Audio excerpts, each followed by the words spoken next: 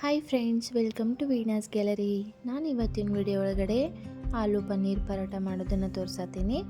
ಮೊದಲು ಗೋಧಿ ಹಿಟ್ಟಿಗೆ ಎಣ್ಣೆ ಉಪ್ಪನ್ನು ಹಾಕ್ಕೊಂಡು ಮೆತ್ತಗೆ ಈ ಹದಕ್ಕೆ ಗೋಧಿ ಹಿಟ್ಟನ್ನು ನಾದ್ಕೋಬೇಕು. ಆಮೇಲೆ 2ರಿಂದ 3 ಆಲೂಗಡ್ಡೆಯನ್ನು ಕುಕ್ಕರಿಗೆ ಹಾಕಿ ಕುದಿಸ್ಕೊಂಡು ನೀಟಾಗಿ ಸಿಪ್ಪೆನ ತೆಗೆದು ಈ ಥರ ಸ್ಮ್ಯಾಶ್ ಮಾಡ್ಕೋಬೇಕು. ಕಂಪ್ಲೀಟಾಗಿ ಸ್ಮ್ಯಾಶ್ ಮಾಡ್ಕೋಬೇಕು ಇದನ್ನು. ಈಗ ಒಂದು ಪ್ಯಾನನ್ನು ಬಿಸಿ ಮಾಡೋಕ್ಕಿಟ್ಟ ಅದಕ್ಕೆ 3ರಿಂದ 4 ಟೇಬಲ್ ಸ್ಪೂನ್ ಆಗುವಷ್ಟು ಎಣ್ಣೆನ ಹಾಕಬೇಕು. ಶುಂಠಿ ಬೆಳ್ಳುಳ್ಳಿ ಪೇಸ್ಟ್, ಕ್ಯಾಬೇಜು, ಉಳ್ಳಾಗಡ್ಡಿ, ಕೊತ್ತಂಬರಿನ ಸಣ್ಣ ಸಣ್ಣದಾಗಿ ಕಟ್ ಮಾಡ್ಕೊಂಡೀನಿ. ಇವಾಗ ಎಣ್ಣೆ ಬಿಸಿ ಆಗೈತಿ. ಶುಂಠಿ ಬೆಳ್ಳುಳ್ಳಿ ಪೇಸ್ಟನ್ನು ಹಾಕ್ಕೊಂಡು ಕ್ಯಾಬೇಜನ್ನು ಹಾಕ್ಕೋಬೇಕು. ಇದೊಂಚೂರು ಸಾಫ್ಟ್ ಆಗೋ ಮಟ್ಟ ಇದನ್ನು ಫ್ರೈ ಮಾಡ್ಕೋಬೇಕು. ಕ್ಯಾಬೇಜು ಚೆನ್ನಾಗಿ ಫ್ರೈ ಆಗಬೇಕು.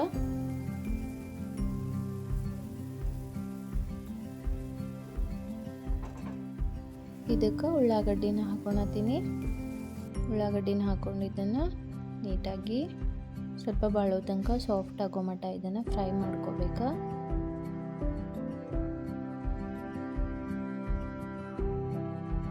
ಇದಕ್ಕೆ ರುಚಿಗೆ ತಕ್ಕಷ್ಟು ಉಪ್ಪು, ಖಾರದ ಪುಡಿ, ಅರಿಶಿಣ ಪುಡಿ ಮತ್ತು ಒಂದು ಸ್ವಲ್ಪ ಚಿಕನ್ ಮಸಾಲಾನ ಹಾಕೊಂಡು ಮಿಕ್ಸ್ ಮಾಡಿ ಇದಕ್ಕೆ ಆಲೂಗಡ್ಡೆನ ಸ್ಮ್ಯಾಶ್ ಮಾಡಿರ್ತೀವಲ್ಲ ಅದನ್ನು ಹಾಕ್ಕೊಂಡು ಮಿಕ್ಸ್ ಮಾಡಬೇಕು.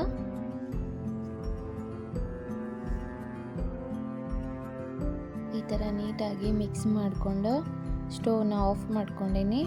ಈಗ ಅಮೂಲ್ ಫ್ರೆಶ್ ಪನ್ನೀರನ್ನು ತೊಗೊಂಡು ಈ ಥರ ಹೆರೆದು ಆಲೂಗಡ್ಡೆ ಜೊತೆಗೆ ಹಾಕೋಬೇಕು. ಮತ್ತು ಕೊತ್ತಂಬರಿನೂ ಹಾಕ್ಕೊಂಡು ಚಲೋ ತಂಗ ಮಿಕ್ಸ್ ಮಾಡ್ಕೊಂಡೀನಿ.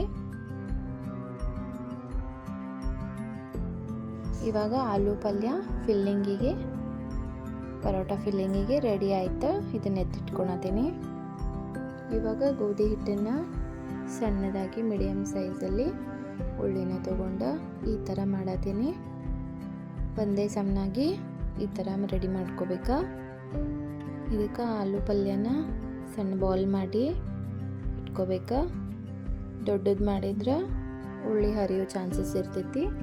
ಸೊ ಆ ಉಳ್ಳಿಗೆ ತಕ್ಕಷ್ಟು ಮೀಡಿಯಮ್ ಸೈಜಲ್ಲಿ ಪಲ್ಯನೂ ತೊಗೊಂಡು ಉಳ್ಳಿ ಮಧ್ಯೆ ಇಟ್ಟು ಈ ಥರ ಫಿಲ್ ಮಾಡಬೇಕು.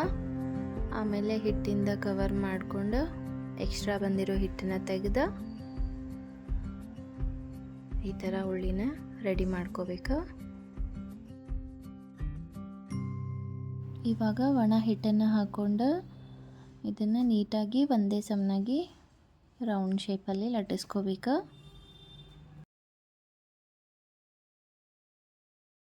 ಇದನ್ನು ಭಾಳ ತೆಳುವಾಗಿ ಲಟ್ಟಿಸ್ಕೋಬಾರ್ದು, ಸ್ವಲ್ಪ ಮೀಡಿಯಮ್ ಸೈಜಲ್ಲಿ ದಪ್ಪಗೆ ಲಟ್ಟಿಸ್ಕೋಬೇಕು.